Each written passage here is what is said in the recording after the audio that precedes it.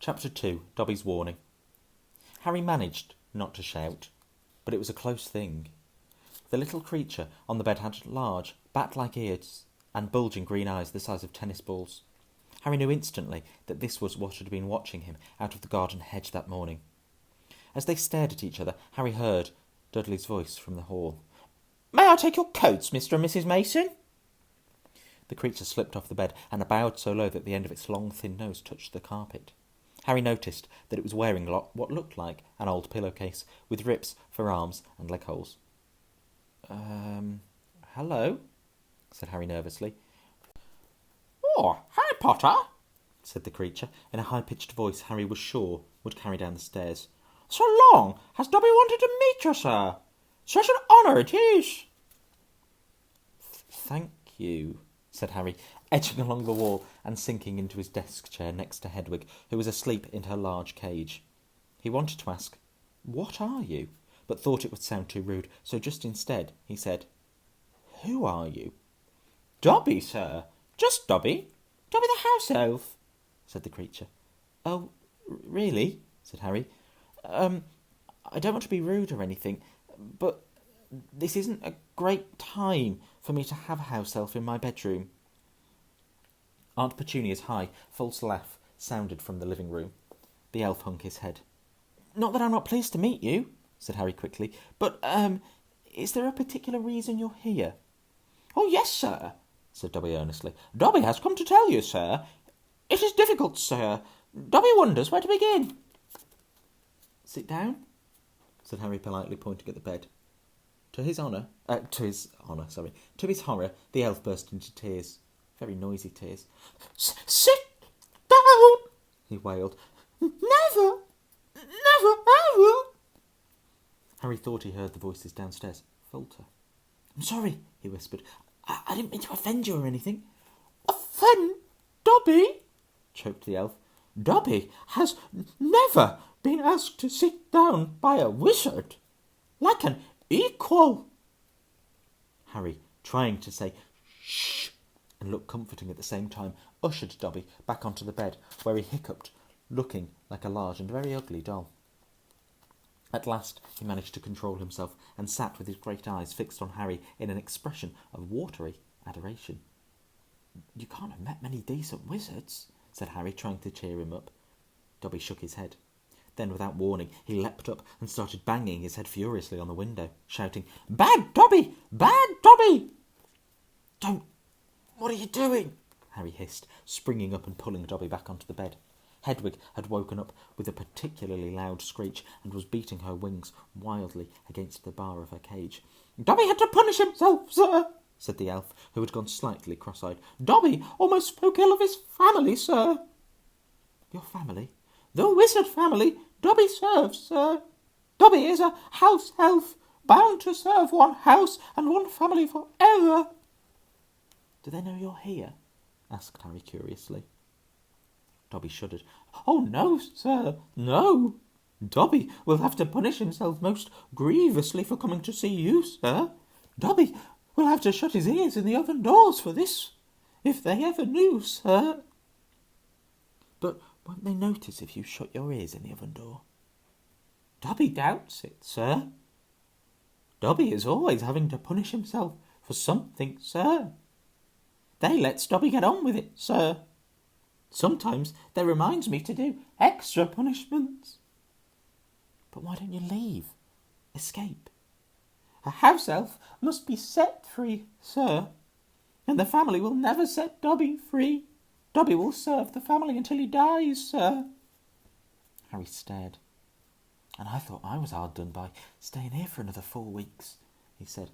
"This makes the Dursleys sound almost human. Can't anyone help you? Can't I?" Almost at once, Harry wished he hadn't spoken. Dobby dissolved again into wails of gratitude. "Please," Harry whispered frantically, "please be quiet.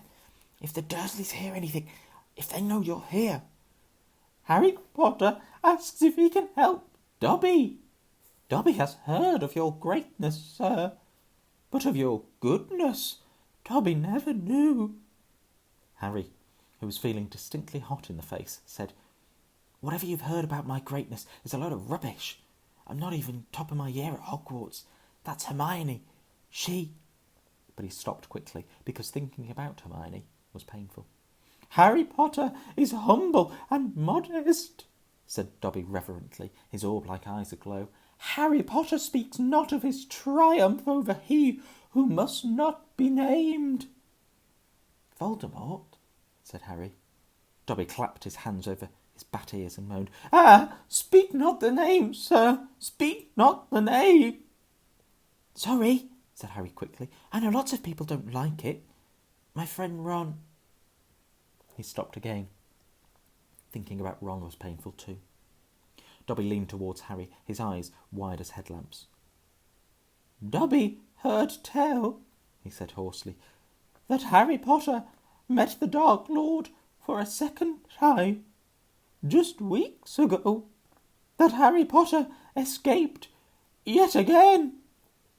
Harry nodded, and Dobby's eyes suddenly shone with tears. Ah, sir, he gasped, dabbing his face with a corner of the grubby pillowcase he was wearing. Harry Potter is valiant and bold. He has braved so many dangers already. But Dobby has come to protect Harry Potter, to warn him. Even if he does have to shut his ears in the oven door later, Harry Potter must not go back to Hogwarts. There was a silence broken only by the chink of knives and forks from downstairs and the distant rumble of Uncle Vernon's voice. What? Harry stammered. But I've got to go back. Term starts on September the 1st. It's all that's keeping me going.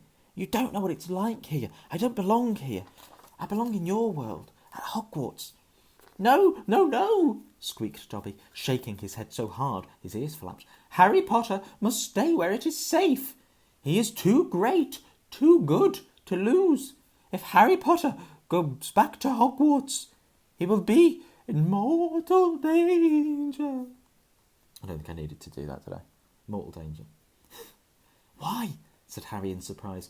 There is a plot, Harry Potter, a plot to make the most terrible things happen at Hogwarts School of Witchcraft and Wizardry this year, whispered Dobby, suddenly trembling all over. Dobby has known it for months, sir. Harry Potter must not put himself in peril.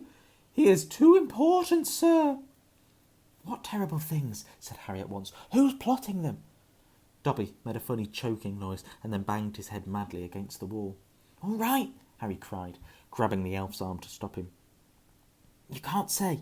I understand. But why are you warning me? A sudden, unpleasant thought struck him. Hang on. This hasn't got anything to do with... with you-know-who, has it? You could just shake or nod, he added hastily, as Dobby's head tilted worryingly close to the wall again.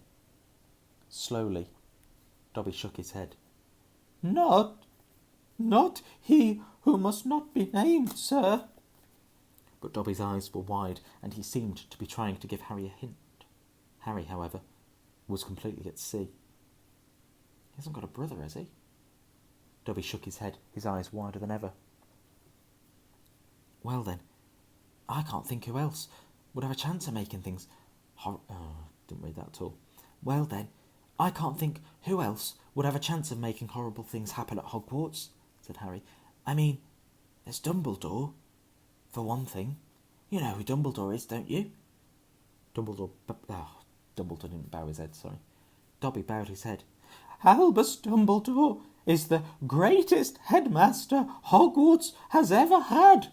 Dobby knows it, sir. Dobby has heard Dumbledore's powers rival those of he who must not be named at the height of his power. But, sir, Dobby's voice dropped to an urgent whisper, there are powers Dumbledore doesn't. Powers no decent wizard. And before Harry could stop him, Dobby bounded off the bed, seized Harry's desk lamp, and started beating himself around the head with ear-splitting yelps. A sudden silence fell downstairs. 2 seconds later, Harry, heart thudding madly, heard Uncle Vernon coming into the hall, calling, Dudley must have left his television on again. the little tyke. Quick, in the wardrobe, hissed Harry, stuffing Dobby in, shutting the door, and flinging himself onto the bed just as the door handle turned. What the devil are you doing? Said Uncle Vernon through gritted teeth, his face horribly close to Harry's. You've just ruined the punchline of my Japanese golfer joke. One more sound, and you'll wish you'd never been born, boy. He stomped flat-footed from the room. Shaking, Harry let Dobby out of the wardrobe. See what it's like here, he said. See why I've got to go back to Hogwarts. It's the only place I've got... Well, I think I've got friends. Friends who don't even write to Harry Potter? Said Dobby slyly. I expect they've just been... Hang on, said Harry, frowning. How do you know my friends haven't been writing to me? Dobby shuffled his feet. Harry Potter mustn't be angry with Dobby. Dobby did it for the best. Have you been stopping my letters? Dobby has them here, sir, said the elf, stepping nimbly out of Harry's reach. He pulled a thick wad of envelopes from the inside of the pillowcase he was wearing. Harry could make out Hermione's neat writing, Ron's untidy scrawl, and even a scribble that looked as though it was from Hogwarts gamekeeper Hagrid. Dobby blinked anxiously up at Harry. Harry Potter mustn't be angry. Dobby hoped if Harry Potter thought his friends had forgotten him, Harry Potter might not want to go back to school, sir. Harry wasn't listening. He made a grab for the letters, but Dobby jumped out of reach. Harry Potter will have them, sir, if he gives Dobby his word that he will not return to Hogwarts. Sir, this is a danger you must not face. Say you won't go back, sir. No, said Harry angrily. Give me my friend's letters. Then Harry Potter leaves Dobby no choice, said the elf sadly. Before Harry could move, Dobby had darted to the bedroom door, pulled it open, and sprinted down the stairs. Mouth dry, stomach lurching, Harry sprang after him, trying not to make a sound. He jumped the last 6 stairs, landing cat-like on the hall carpet, looking around for Dobby. From the dining room he heard Uncle Vernon say, Tell Petunia that very funny story about those American plumbers, Mr. Mason. She's been dying to hear. Harry ran up the hall into the kitchen and felt his stomach disappear. Aunt Petunia's masterpiece of a pudding, the mountain of cream and sugared violets, was floating up near the ceiling. On top of a cupboard in the corner crouched Dobby. No, croaked Harry. Please, they'll kill me. Harry Potter must say he's not going back to school. Dobby, please. Say it, sir. I can't. Dobby gave him a tragic look. Then Dobby must do it, sir, for Harry Potter's own good. The pudding fell to the floor with a heart-stopping crash. Cream splattered the windows and walls as the dish shattered. With a crack, like a whip, Dobby vanished. There were screams from the dining room, and Uncle Vernon burst into the kitchen to find Harry rigid with shock, covered from head to foot in Aunt Petunia's pudding. At first, it looked as though Uncle Vernon would manage to gloss the whole thing over. Just our nephew, very disturbed. Meeting strangers upsets him, so we kept him upstairs. He shooed the shocked Masons back into the dining room, promised Harry he would flay him to within an inch of his life when the Masons had left, and handed him a mop. Aunt Petunia dug some ice cream out of the freezer, and Harry, still shaking, started scrubbing the kitchen clean. Uncle Vernon might still have been able to make his deal, if it hadn't been for the owl. Aunt Petunia was just handing around a box of after-dinner mints when a huge barn owl swooped through the dining room window, dropped a letter on Mrs. Mason's head, and swooped out. Mrs. Mason screamed like a banshee and ran from the house, shouting about lunatics. Mr. Mason stayed just long enough to tell the Dursleys that his wife was mortally afraid of birds of all shapes and sizes. and to ask whether this was their idea of a joke. Harry stood in the kitchen, clutching a mop. Sorry, not a mop, the mop. Not more than one. Clutching the mop for support as Uncle Vernon advanced on him, a demonic glint in his tiny eyes. Read it, he hissed evilly, brandishing the letter the owl had delivered. Go on, read it. Harry took it. It did not contain birthday greetings. Dear Mr. Potter, we have received intelligence that a hover charm was used at your place of residence this evening at 9:12. As you know, underage wizards are not permitted to perform spells outside school, and further spell work on your part may lead to an expulsion from said school. Decree for the reasonable restriction of underage sorcery, 1875, paragraph C. We would also ask you to remember that any magical activity which risks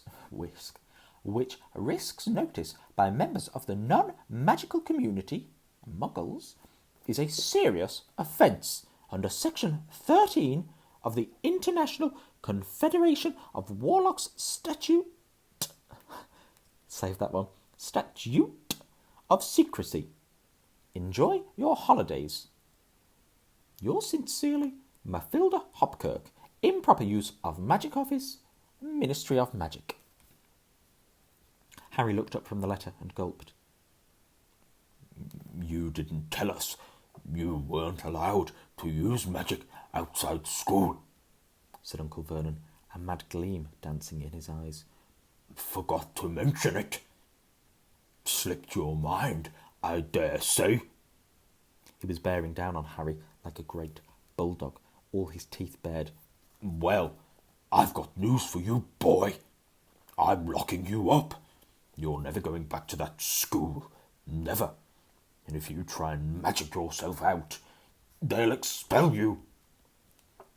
And laughing like a maniac, he dragged Harry back upstairs. Uncle Vernon was as bad as his word. The following morning, he paid a man to fit bars on Harry's window. He himself fitted the cat flap in the bedroom door so that small amounts of food could be pushed inside 3 times a day. They let Harry out to use the bathroom. They let Harry out to use the bathroom morning and evening. Otherwise, he was locked in his room around the clock. 3 days later, the Dursleys were showing no sign of relenting, and Harry couldn't see any way out of his situation. He lay on his bed watching the sun sinking behind the bars on the window and wondered miserably what was going to happen to him. What was the good of magicking himself out of his room if Hogwarts would expel him for doing it? Yet life at Privet Drive had reached an all-time low. Now the Dursleys knew they weren't going to wake up as fruit bats. He had lost his only weapon. Dobby might have saved Harry from horrible happenings at Hogwarts. That was a mouthful. But the way things were going, he'd probably starve to death anyway. The cat flap... that one got me.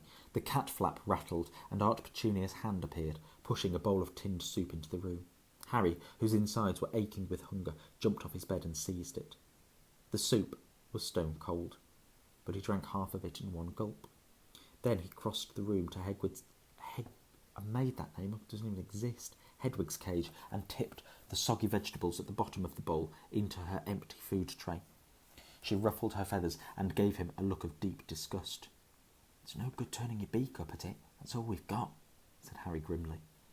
He put the empty bowl back on the floor next to the cat flap and lay back down on the bed, somehow even hungrier than he had been before the soup. Supposing he was still alive in another 4 weeks, what would happen if he didn't turn up at Hogwarts? Would someone be sent to see why he hadn't come back? Would they be able to make the Dursleys let him go? The room was growing darker. Exhausted, stomach rumbling, mind spinning over the same unanswerable questions, Harry fell into an uneasy sleep. He dreamed that he was on show in a zoo, with a card reading, "Underage Wizard," attached to his cage. People goggled through the bars at him as he lay, starving and weak, on a bed of straw. He saw Dobby's face in the crowd and shouted out, asking for help, but Dobby called back, "Harry Potter is safe there, sir," and vanished. Then the Dursleys appeared, and Dudley rattled the bars of the cage, laughing at him.